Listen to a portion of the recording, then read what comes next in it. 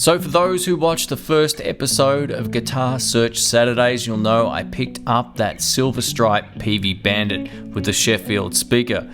I actually knocked it down another $30 off the price that was on there, so I got it for an absolute steal. The amp works relatively well too. The only issue with it is there's a couple of crackles in the pots, odds are because it hasn't been used for quite some time. I know a lot of people are going to ask me, what do I think about it in comparison to, say, my Red Stripe Bandit or even the new Bandits that are out there. I think it sounds really good. This particular model is, I think, a late 80s model, and the speaker is absolutely worn in beautifully. It sounds really round and smooth. In context to a live mix, I feel like it might not be quite as loud as my Red Stripe Bandit. I do have the Eminence Texas heat speaker in the Red Stripe Bandit, but that said, I kind of feel like even with the stock speaker, which I've used recently as well, that the Red Stripe Bandit just has a little bit more volume. I'm not sure if it's just the speaker's more efficient, or maybe the speaker in the older amp might be on its way out. I'm not 100% certain. It's still definitely loud enough to get over a drummer. It still sounds great mic'd up as well. My friend Brian's going to borrow this amp pretty soon and chuck a different speaker in there and see if he can get it to sing. I'm sure he'll be able to.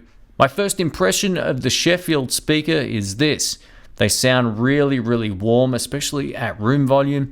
The louder you turn them up though, the more I noticed it gets a little spiky in the high end. But the EQ system on the Bandit is fantastic. You can simply just turn the EQ back a little bit in terms of the high end and it will roll it out just enough so it sounds smooth. Another thing I didn't expect with the Silver Stripe Peavey Bandit is the cabinet size is actually bigger than the Red Stripe Bandit. It's slightly wider and longer as well, so it's quite a little bit bigger.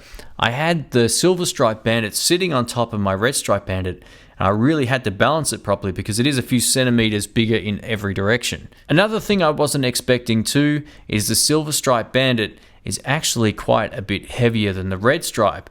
I haven't got the specs of weight difference between them in front of me right now, but I do know when I simply pick up the Silver Stripe Bandit or the Red Stripe Bandit, there is a difference in weight, and the Silver Stripe one is a bit heavier. I hadn't seen this particular Bandit anywhere in shops in Melbourne, maybe ever, as I mentioned on Guitar Search Saturday. Since then though, I've found a few of them at different shops. They're just popping up out of the woodwork.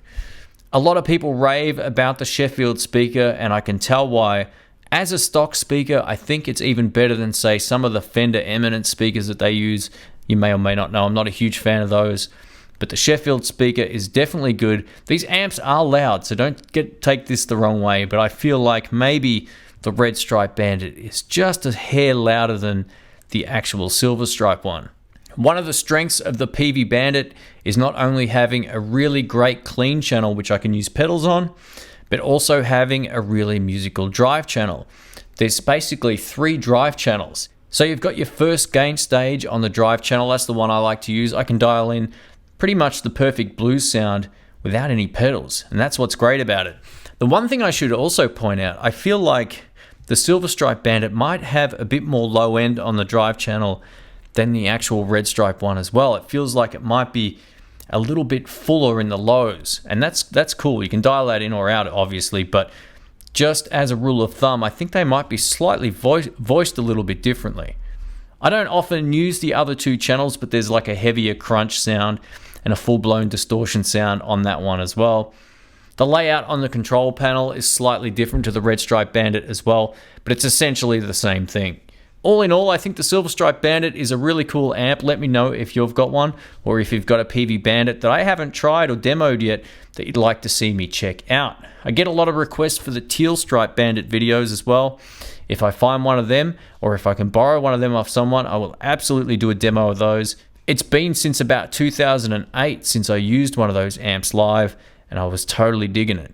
I now have 2 Bandits in my collection, the Silver Stripe and the Red Stripe one. I plan on also hopefully borrowing another Bandit off my friend Alex. He's got one of the new generation ones, so we can do a bit of a comparison video between them all and see which one is the king. Please let me know if you've got a Peavey Bandit and your thoughts about them, and do you use them with or without pedals? That's also another thing that's great about these amps. Unlike most Fender amps, you can just plug into these without any pedals and dial in a really great sound. Alternatively, you can use them on clean with your favorite pedals, and they work great as well. Bandits rock. Let me know your thoughts.